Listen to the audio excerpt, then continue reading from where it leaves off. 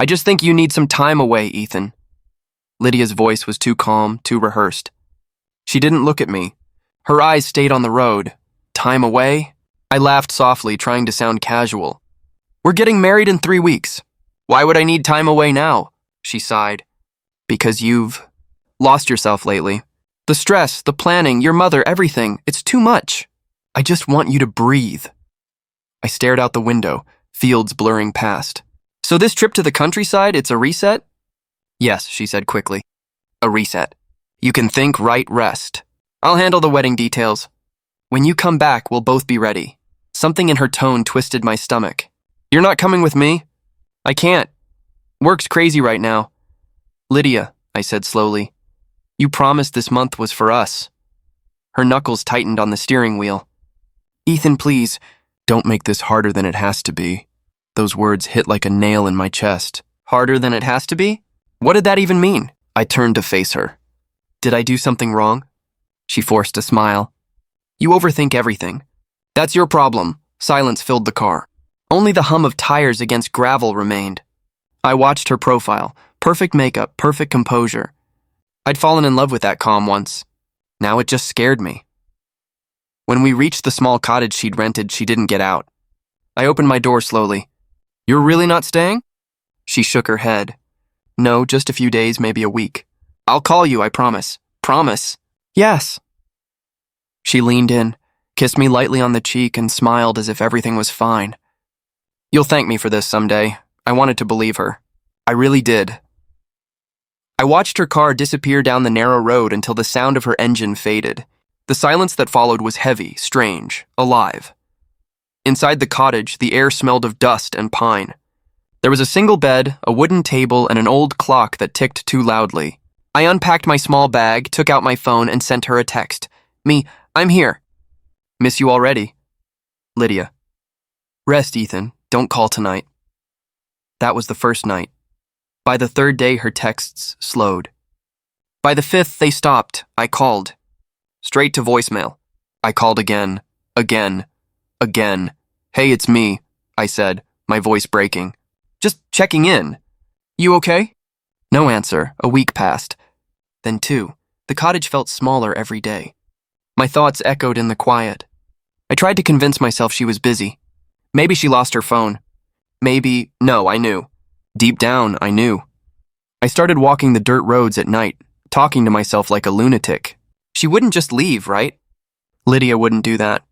She loves me. She said she loves me, but her voice was gone. 3 weeks later, I went back to the city.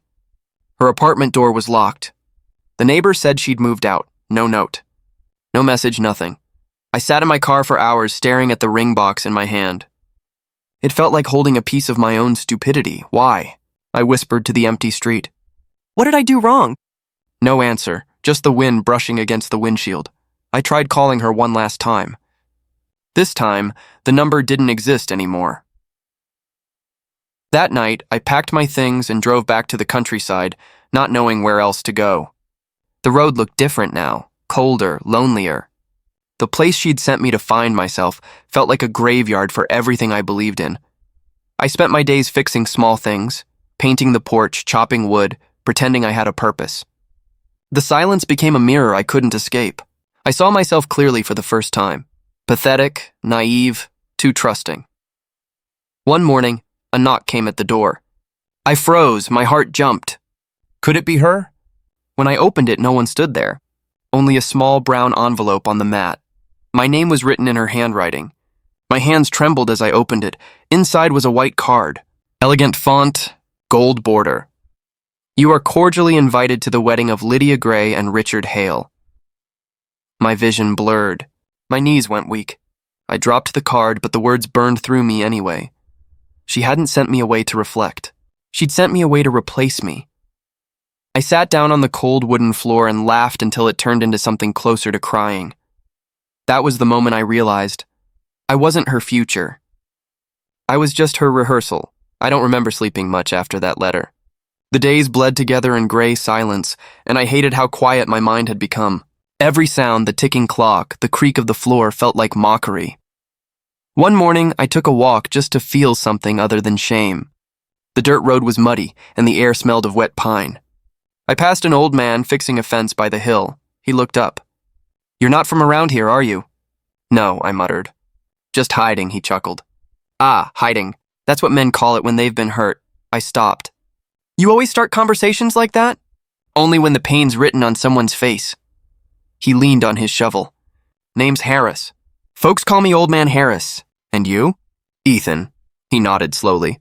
"Well, Ethan, it looks like you're carrying a coffin on your back." "Who died?" "My pride," I said bitterly. "Pride dies easy. What really hurts is when your hope goes with it." I laughed under my breath. "You don't know the story. Don't need to.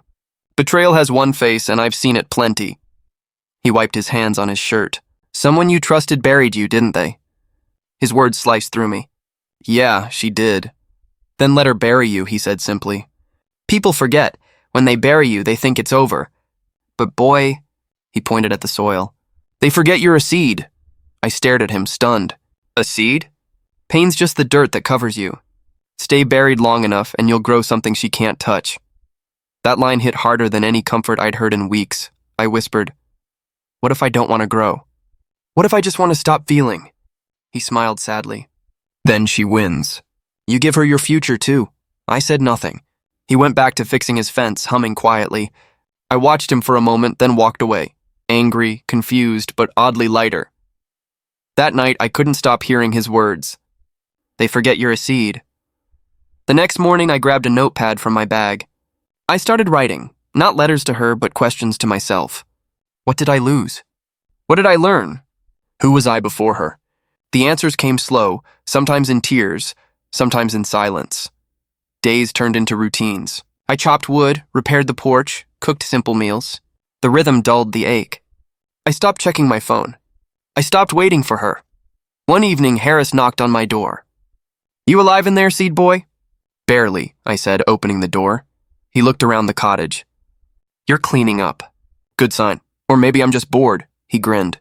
"Same thing, different name." Boredom's where healing hides. We sat outside as the sun sank behind the trees. "She married him," I said quietly. I figured. "How do you move on from that?" He took a slow breath. "You don't move on, son. You grow around it. The wound stays, but it stops bleeding." I stared at the ground. I keep thinking about the way she smiled when she left me. Like I was a project she'd finished. "Then stop remembering her smile," he said firmly. "Remember how she made you doubt yourself. That's what you'll never allow again." His words burned. "You make it sound easy. It's not. But easy never built a man worth anything." I looked at him, half smiling. "You some kind of philosopher?" He laughed. "No, just a man who learned late. I lost someone once too. I drank, cursed, begged God. Then one morning I got tired of hearing myself whine. Maybe it's your turn to get tired." That night I stayed awake thinking about that, getting tired of being weak. The next day I began running through the woods before sunrise. My lungs burned, but it felt good to chase pain instead of letting it chase me. I started reading business books Harris lent me, scribbling notes, dreaming again, quietly, secretly. Months slipped by. Winter melted into spring. My body changed first. My mind followed slower. I stopped seeing her in every shadow. I started seeing myself again. One afternoon, Harris handed me an envelope. "You're done here, boy," I frowned. "Done? You came broken. Now you're sharp again. Time to use it," I laughed softly. "You're kicking me out?" He winked. "I'm freeing you." I looked around the cottage, the cracked table, the porch I painted, the road she left me on. "I used to hate this place. Now?" he asked. "It feels like where I buried my old self." He nodded. "Good. Leave him there." I packed my bag that evening. When I stepped outside, Harris waved from his fence. "Remember what I told you, seed boy." "I know," I said.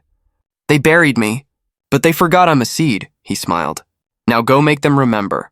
As I drove back toward the city, I didn't feel pain, just clarity. Lydia's betrayal wasn't my ending, it was my beginning.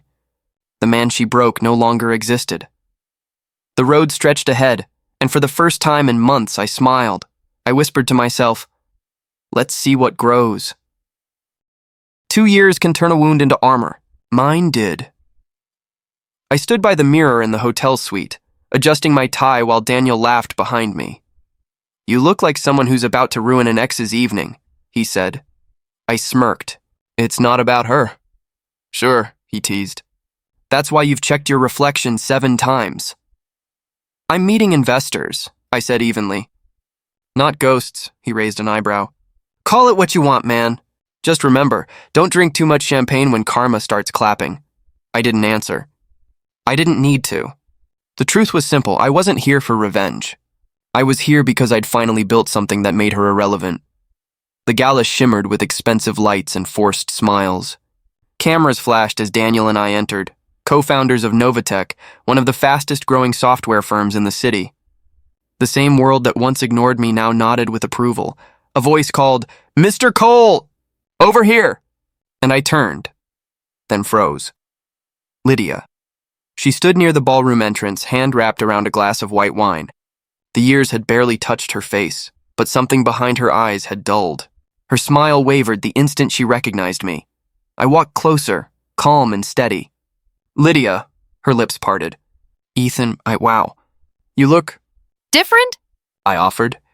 Yes, stronger, older. She tried to laugh, but it came out nervous. I didn't expect to see you here. I could say the same, I replied. I come every year. Richard's on the charity board, I nodded. Right, Richard Hale, how's married life? She hesitated. Good, busy. You know how it is. I wouldn't know. A beat of silence.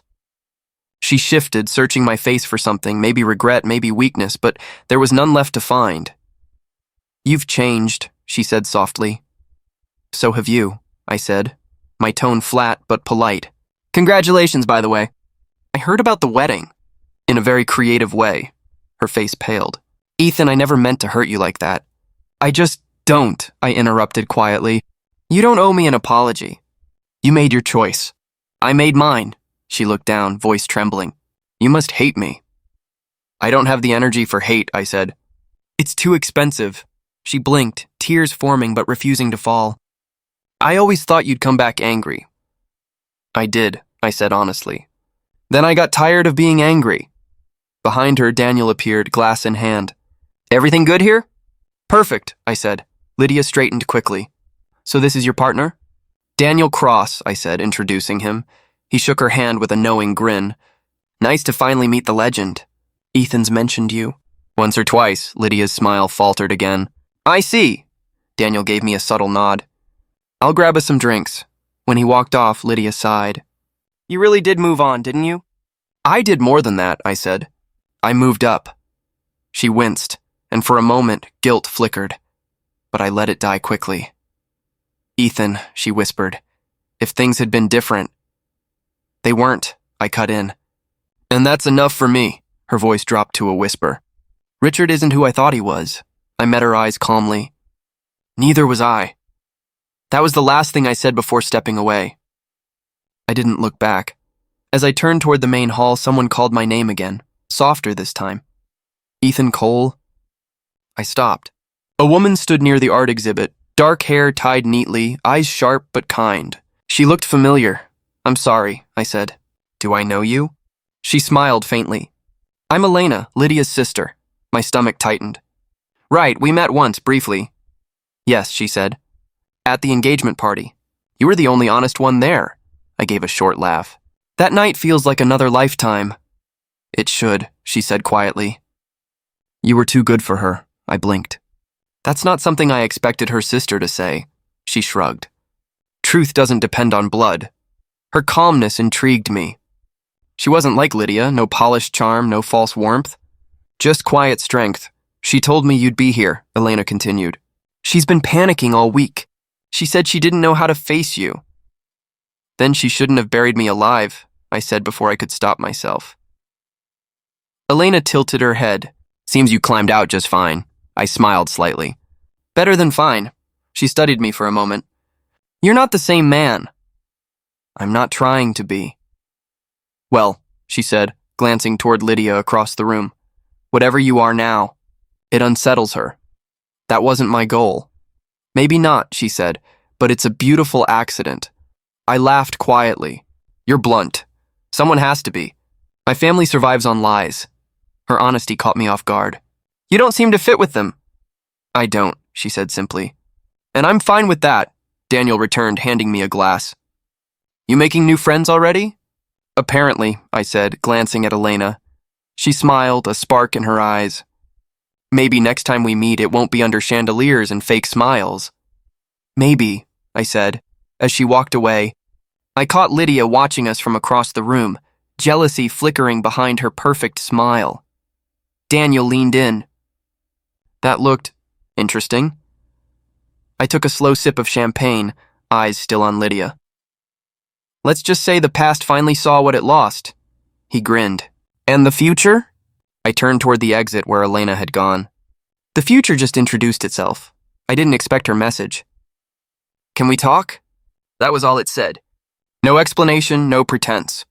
Still, curiosity won. I met Elena at a quiet cafe downtown, the kind where no one looks up from their coffee. She stood when I entered. Ethan, she said softly. Thank you for coming. I nodded, keeping my voice neutral. Didn't think I'd hear from McGray again. Her lips tightened. I deserve that. She gestured to the seat across from her. Please. I sat, the air thick with unspoken history. So what's this about? Lydia send you? She shook her head quickly. No, she doesn't even know I'm here. I leaned back, arms crossed. Then I'll guess, an apology? Yes, she whispered. And not the kind you reject out of politeness. Something in her tone made me pause. Go on. I watched what Lydia did to you, she said, eyes fixed on the table. I saw how she twisted things, how she made you believe you were the problem. I exhaled slowly. You didn't stop her. I was younger, she said, voice trembling, and scared of her. She controlled everything, and even how I thought. But that's no excuse. You didn't deserve what she did. Her words landed heavier than I expected. You're right. I didn't, she looked up, eyes glistening. I wanted to tell you then, but Lydia would have ruined me. So I kept quiet. And every time I saw her happy with someone new, I thought about you, wondering how you survived. Barely, I admitted. But surviving changes people. I'm not the man she left. I can tell, she said softly. You carry yourself differently now. Calm, cold, maybe, but not broken. A half smile touched my lips. Cold safer. Warmth got me burned. I get that, she said. But you shouldn't let her define your warmth. I studied her. She wasn't polished like Lydia. No forced charm, no hidden agenda in her tone. Just quiet guilt. Why now, Elena? After 2 years? Because Lydia saw you at the gala, she said. She hasn't stopped talking about it. About how you looked. Successful, untouchable. It's driving her insane, I chuckled under my breath. Good. Let her taste what she served. Elena hesitated. You're enjoying her jealousy? Shouldn't I asked. After what she did? I don't know, she said honestly. Revenge feels good until it doesn't. I tilted my head. You sound like you've tried it. Her eyes met mine, sharp, honest. I have, and it left me emptier. Something shifted inside me then. A strange respect. You're not what I expected. Another manipulative gray? She guessed with a sad smile. Exactly. Well, she said, stirring her coffee, I'm the disappointment in the family. Too honest. Too soft. That's not a bad thing, I said quietly. She looked at me then. Really looked. You mean that? I do. Silence fell, but it wasn't uncomfortable. For once, I didn't feel like I was performing strength. Around her, I could just exist. Finally, she said, I'm sorry for everything, Ethan. Not just for Lydia, but for not being the kind of person who stood up for what was right. I nodded slowly. Apology accepted, her eyes widened. Just like that? I've held on to anger long enough, I said. It's exhausting. A faint smile curved her lips. You've changed more than she knows. She'll notice soon enough, I murmured.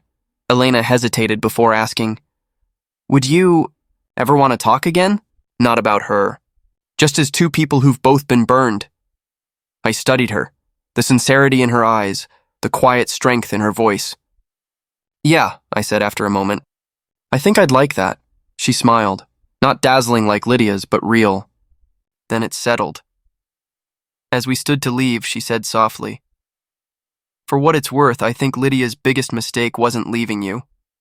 I raised an eyebrow. No, she said, meeting my gaze. It was assuming you'd never rise without her. I didn't answer. I just smiled, shook her hand, and walked out into the evening air, feeling something I hadn't felt in years: peace. I first heard about Lydia's crumbling marriage from Daniel. He dropped the news casually over coffee as if mentioning the weather. "You seen the tabloids?" he asked, sliding his phone across the table. I glanced at the headline: "Richard Gray caught in late-night scandal with model." I chuckled quietly. "Guess the fairy tale didn't last long," Daniel smirked. "Guess not." "You okay?" "I'm fine," I said, sipping my coffee. "Better than fine, actually." He studied me. "You don't even look curious." "I used to care," I said. "Now I just don't." But that wasn't entirely true. Somewhere inside, a small, cold satisfaction bloomed. Karma didn't always wear a crown. Sometimes it stumbled in high heels and fake smiles. A week later, Lydia called. Her name flashed across my phone like a ghost refusing to stay buried. Against my better judgment, I answered. "Ethan," she breathed, voice soft, fragile. "It's been a while." "It has," I said evenly. "What do you need?" She gave a small laugh. "You make it sound like I only call when I want something. Don't you?" Silence stretched between us. Then she said, "I miss talking to you. Things have been complicated." "Complicated?" I repeated. "That's one word for it." "Richard's been distant," she said. "Cold. You probably heard the rumors." "I don't keep up with gossip," I lied. "Well, they're true," she whispered. "He's changed. Or maybe I never really knew him." I leaned back, letting her words wash over me. "You knew exactly who he was, Lydia. You just thought you could control him." "That's not fair," she said quickly. "No?" I asked. "Fair wasn't exactly your concern when you left me for him." Her voice trembled. "I made a mistake." "Yeah," I said quietly. "You did." There was a pause, then her tone shifted, softer, pleading. "Can we meet? Just to talk?" "I don't think that's a good idea." "Please, Ethan," she whispered. I need someone who remembers me before all this." I sighed. "Lydia, you don't miss me. You miss the version of yourself I believed in." She didn't respond, just breathed into the silence before hanging up. 2 days later, Elena showed up at my office. "She called you, didn't she?" I frowned. "You always seem to know. She's been spiraling," Elena said. "She's desperate, humiliated. And she thinks if she gets you back, she can fix her image." I smirked. "So now I'm a PR stunt?" "She's not thinking clearly," Elena said. "I just thought you should know what she's planning." "What is she planning?" "She wants to host a reunion party, act like everything's fine, make people forget the affair." "She'll probably invite you." "She already did," I admitted. Elena groaned. "Of course she did." I looked at her. "Why do you still care what she does?" "Because she's still my sister," Elena said. "Even if I hate what she's become." I nodded slowly. "You ever tell her that?" She hesitated. "Not yet, but I will." At the party that weekend, Lydia looked perfect, on the outside. The same red lips, the same calculated grace. But up close, her eyes were glass. Pretty, but hollow. "Ethan," she said when she saw me. "You came." "I said I would," I replied. "I keep promises." Her smile faltered. "I remember." We made polite conversation, surrounded by glitter and laughter that felt rehearsed. I could feel her eyes scanning the room, searching for validation that no longer existed. "Richard's not here," I said finally. She froze. "He had work." "Of course," I murmured. "You don't have to sound so smug," she snapped. "I'm not smug," I said. "I'm just not surprised. Why did you come then?" She demanded. "To watch me fall?" "No," I said calmly. "To see if you'd learned anything." She opened her mouth to reply, but Elena's voice cut through the air. "She hasn't." We both turned. Elena stood nearby, eyes sharp as glass. The room seemed to shrink around us. "Elena," Lydia hissed. "Not here. Why not?" Elena said. "You've spent years pretending. Maybe it's time someone told the truth. Don't you dare lecture me." "Oh, I dare," Elena said, stepping closer. "You left him to find gold, Lydia, but you lost your soul instead." The room went silent. Lydia's face drained of color. "You don't understand anything," she whispered. "I understand enough," Elena said. You broke something good because you thought you deserved better, and now you can't stand that he's better without you. Lydia's eyes flicked to me. You think I deserve this? I think you earned it, I said quietly. Tears shimmered in her eyes, but I felt nothing. No hatred. No joy, just distance. I should go, she muttered, turning away. Elena sighed as Lydia disappeared into the crowd. She won't change, she said softly. No, I said. But maybe that's not my problem anymore. We stepped outside together. The night air was cool, the city humming softly in the distance. She'll blame me, Elena said, for embarrassing her. You told her the truth, I replied. That's more than most people ever do. She glanced at me, her expression thoughtful. You don't hate her, do you? I shook my head. No, I outgrew her, Elena smiled faintly. That's a rare kind of peace. We walked in silence for a while before she said, You know, when she hurt you, I thought you'd disappear like everyone else she's broken. But you didn't. I almost did, I admitted. But pain has a strange way of teaching patience. She looked up at me, eyes soft. And what has patience taught you? That some people aren't worth the fire, I said. But some are. Her gaze lingered on mine, and for a brief second, something unspoken passed between us. Quiet, fragile, real. I looked away first. Elena, I said, don't worry. I'm not going anywhere. But I'm also not rushing anywhere, she nodded slowly. Good. Real things take time. As we walked toward my car, I glanced back at the glittering hall behind us, at the empire Lydia built on illusions, now crumbling piece by piece.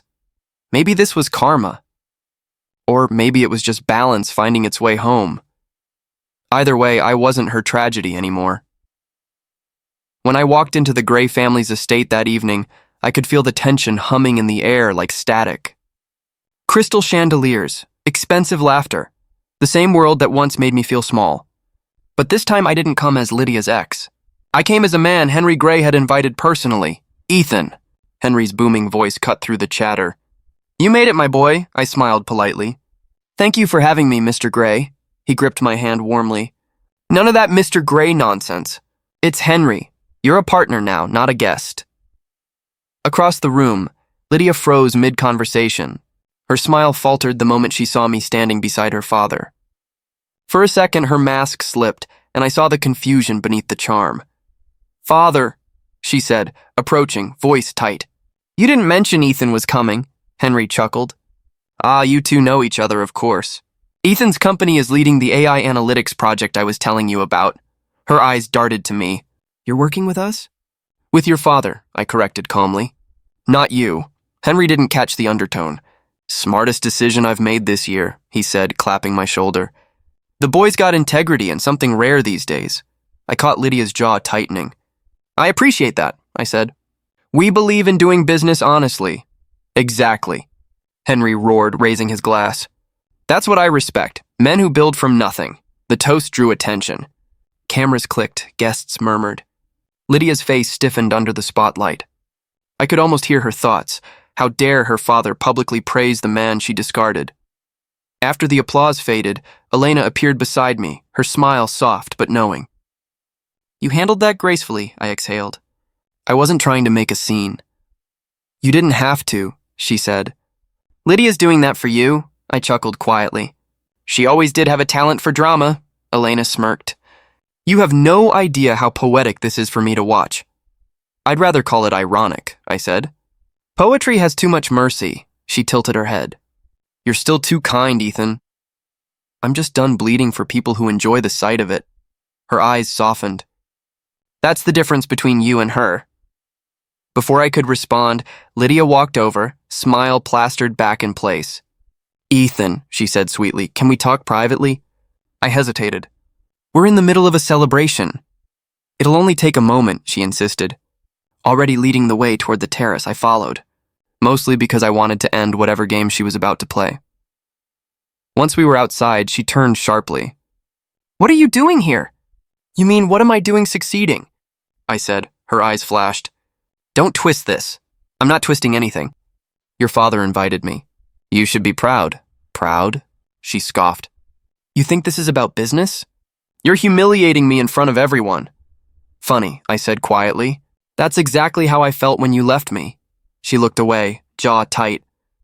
That was years ago. Pain doesn't care about years, I replied. You're enjoying this, she said bitterly. No, I said, but I won't apologize for standing where I belong. She stepped closer, lowering her voice. You're trying to replace me with my sister, aren't you? I met her gaze evenly. You can't replace someone who never stayed. Her lip trembled. You're cruel. No, I said softly. I'm finally honest. A door opened behind us. Elena's voice broke the tension. Everything okay? Lydia spun around. Perfect, she said through clenched teeth. Elena looked at me, then back at her sister. Funny, you only say that when it's not. Stay out of this, Lydia snapped. Can't, Elena said calmly. I'm part of the project now, Lydia blinked. You're what? Henry appeared beside Elena, grinning proudly. I asked Elena to join the team. She's got a sharp mind for design. Ethan agreed. Lydia's expression twisted, but she managed a brittle smile. Wonderful. Henry clapped me on the back again. You've got an eye for talent, Ethan. Maybe one day I'll convince you to run the family firm with me? I smiled. I appreciate that, Henry, but I think you've built something remarkable already. He laughed. That humility, I like that. You remind me of myself when I was your age. I felt Lydia's stare burning holes through my composure. For once, she was the outsider, the one being politely ignored. When Henry moved to greet other guests, Lydia turned on me again. You've turned everyone against me. I didn't turn anyone, I said.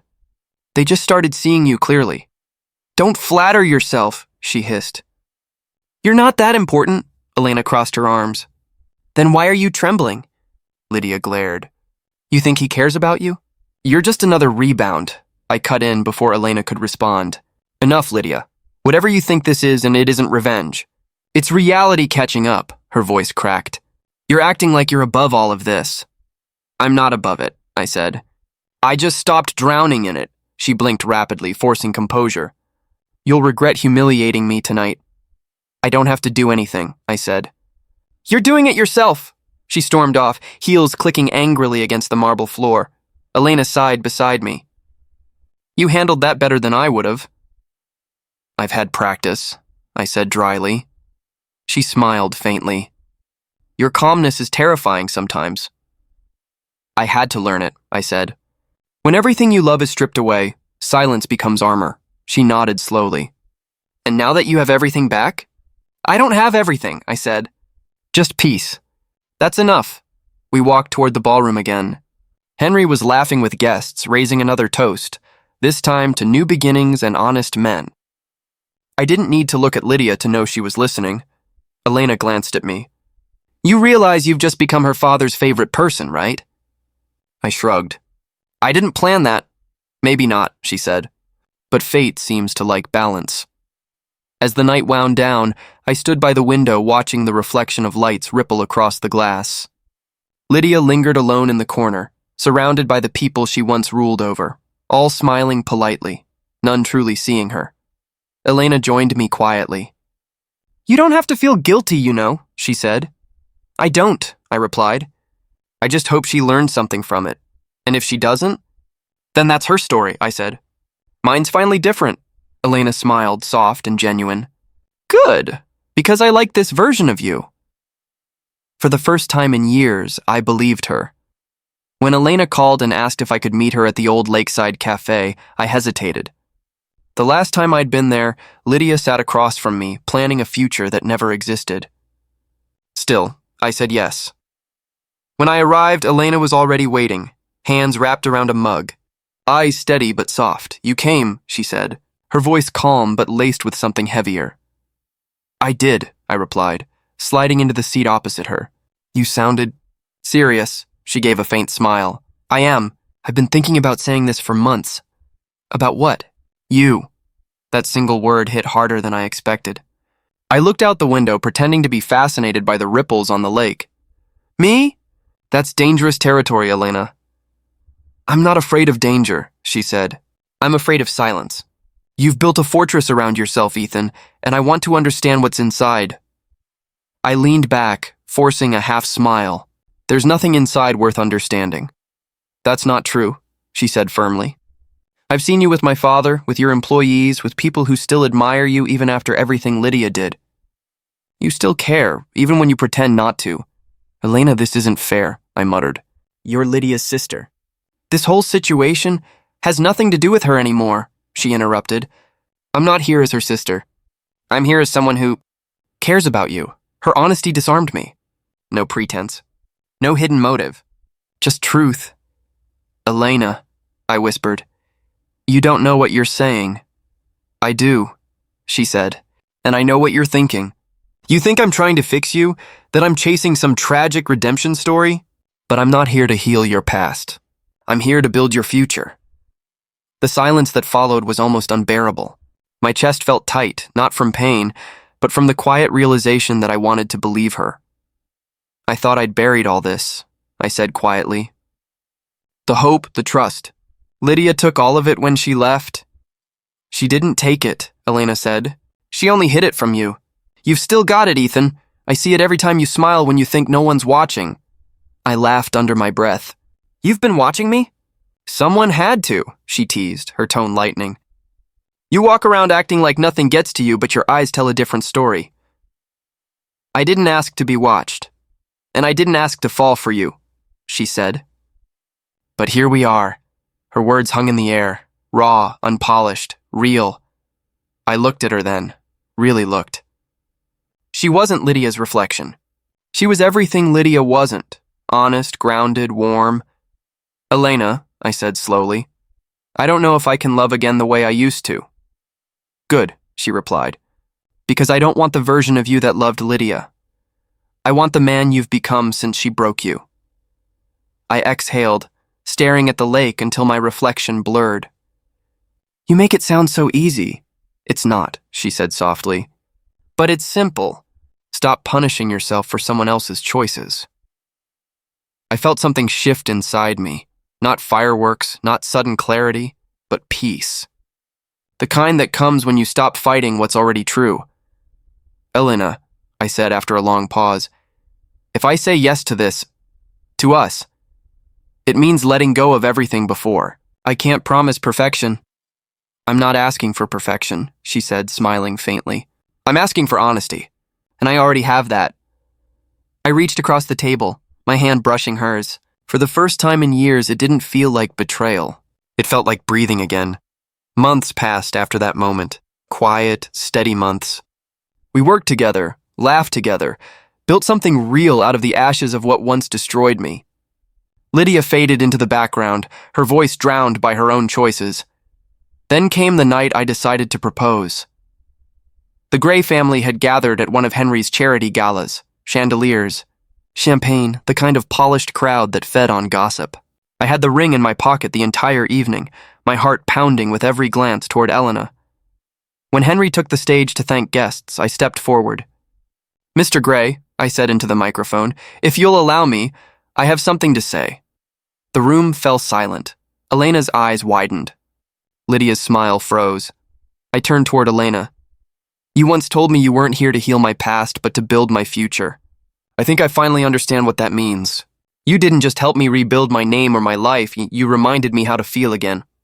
So, Elena Gray, I dropped to one knee. Will you marry me? Gasps filled the hall. Henry stood frozen.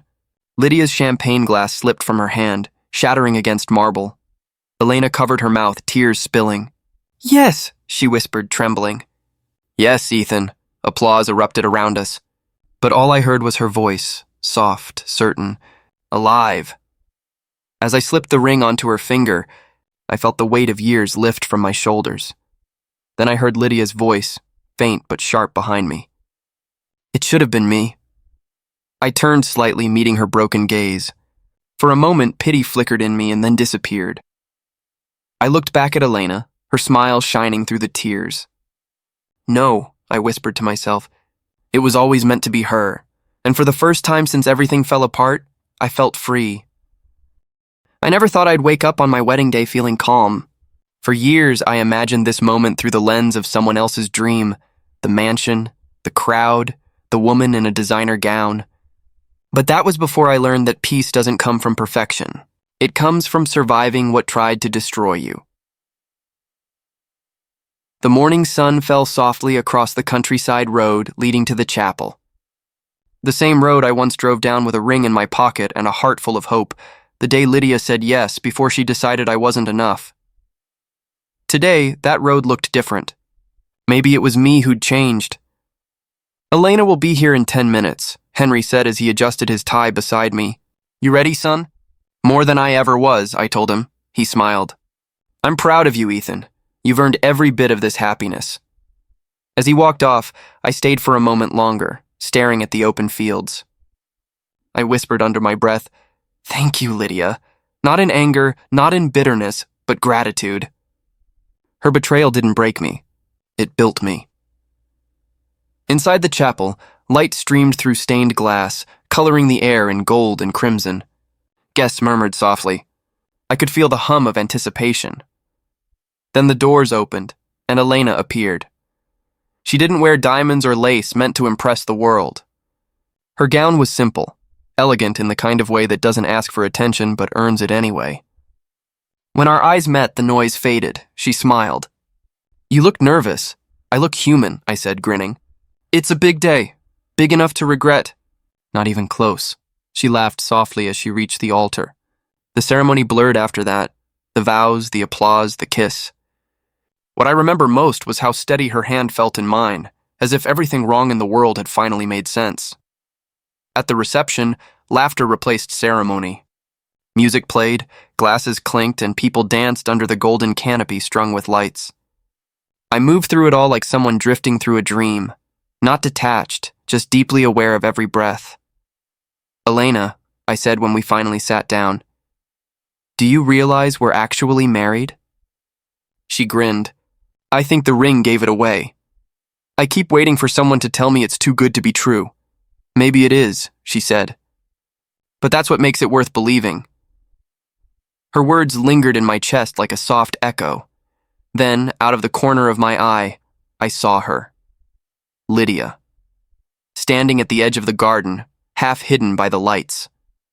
She wasn't dressed for attention. Her hair was loose, her face pale. She looked smaller somehow, as if time had worn her down. "Elena," I murmured. "I'll be right back." She nodded without question. She always trusted me to face my ghosts. I walked toward Lydia. She didn't move until I stopped a few feet away. "You look..." I hesitated. "Different," she gave a hollow laugh. "Older, you mean?" I was going to say quieter. "Quiet comes easy when no one's listening," she said. "Congratulations, Ethan. You finally got everything I thought you couldn't." "This isn't about proving anything," she shook her head. "No, but it feels like punishment. Watching you smile while I'm..." Her voice cracked. "I thought I'd be the one standing there beside you." "I thought so too," I admitted. "But you made your choice." "I made the wrong one." "Maybe," I said softly. "But if you hadn't, I'd still be blind to who I really am." Her eyes filled with tears. "Do you hate me?" "No," I said truthfully. "I don't hate you anymore, I just don't need you anymore," she winced. "That's worse somehow." "It's freedom," I said. "You gave me that, even if you didn't mean to." She looked away, blinking hard. "And her? You love her?" "Yes." "So it's really over." "It's been over for a long time," I said. She nodded, swallowing whatever pride she had left. "Then I should go." "Lydia," I said before she turned. "For what it's worth, I hope you find peace someday." She forced a smile. "Peace doesn't come to people like me." I watched as she walked away, her figure fading into the evening. No dramatic goodbye. No last glance. Just silence, the kind that comes when the past finally lets go. When I returned, Elena was speaking with my mother, laughter soft and easy. She looked up as I approached. "Everything okay?" "Yeah," I said, taking her hand. "Just said goodbye to a ghost," she tilted her head. "You look lighter." "I feel lighter." We danced as the band shifted to a slow song. Her head rested on my shoulder, her heartbeat steady against mine. "Do you ever think about what would have happened if Lydia hadn't left?" she asked quietly.